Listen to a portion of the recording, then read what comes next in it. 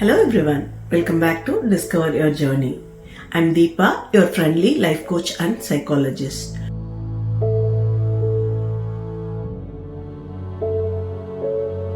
Today I want to talk about something at the heart of all our relationship, emotional availability. Think back of the last meaningful conversation you had. What made it stand out? Was it the words exchanged or was it the feeling of being seen, heard and understood? That's the essence of emotional availability.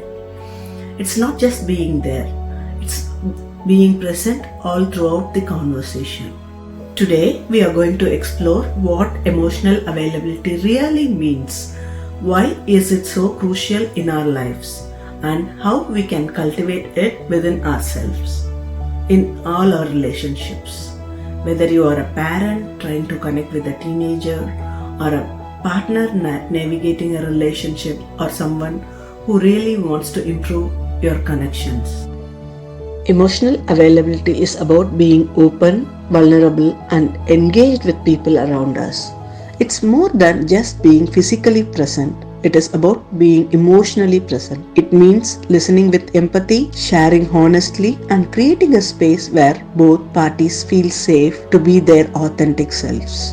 Emotional availability is not something you either have or don't have. It is a skill we all can develop, a choice we make every day, and it's shaped by our past experiences, our beliefs, and sometimes our fears. Let's see the importance of emotional availability on different aspects. First, parents connecting with their kids. As a parent, have you ever felt disconnected from your child, especially as they grow into their teen years? It's a common struggle. Teens often faces a whirlwind of emotions and challenges that they don't always know how to express. When parents are emotionally available, it opens the door for honest conversation, reducing the sense of isolation many teens feel. For example, I was working with a parent who felt her teenage son was always shutting down around her. Through our sessions, she realized that her own emotional unavailability due to her busy work schedule and stress was creating the barrier. When she made that small change, like turning off her phone during dinner and asking open-ended questions without the judgment, their relationship began to transform. Next one is for couples and friends. In romantic relationship, emotional availability is the bedrock of intimacy. It's what allows you to feel seen and safe with your partner.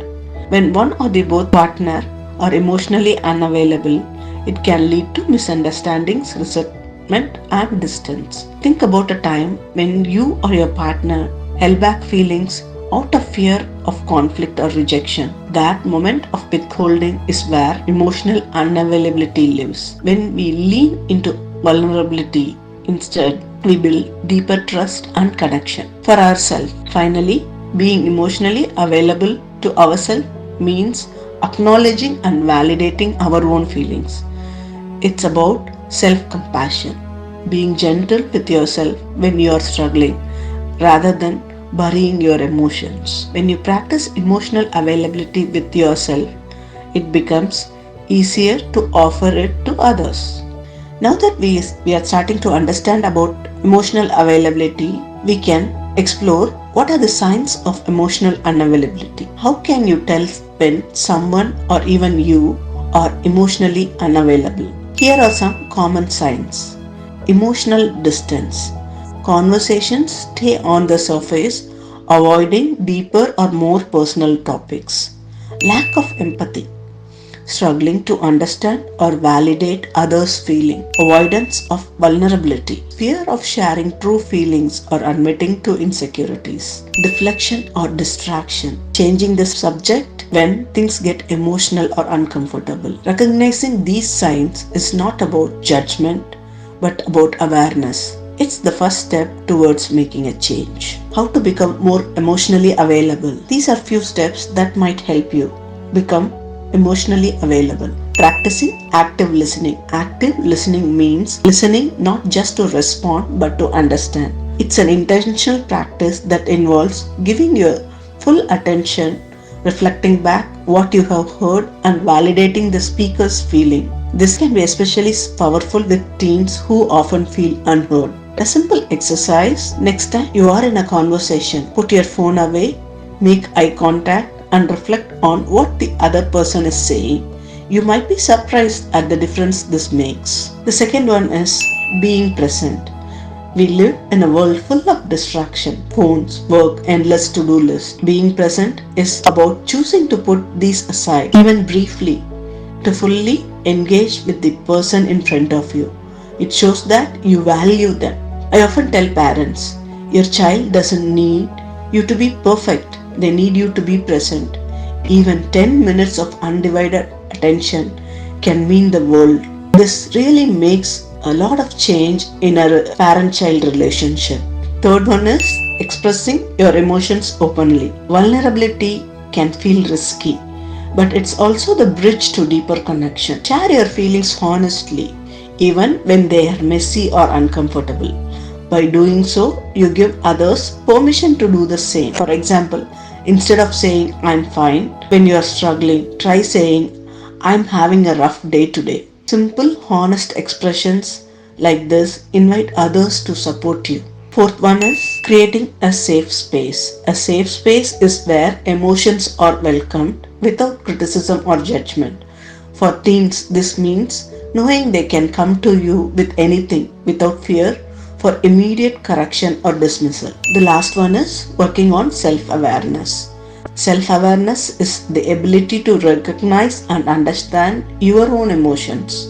Regular check-ins with yourself, asking, what am I feeling right now, can help you stay in tune with your emotional state.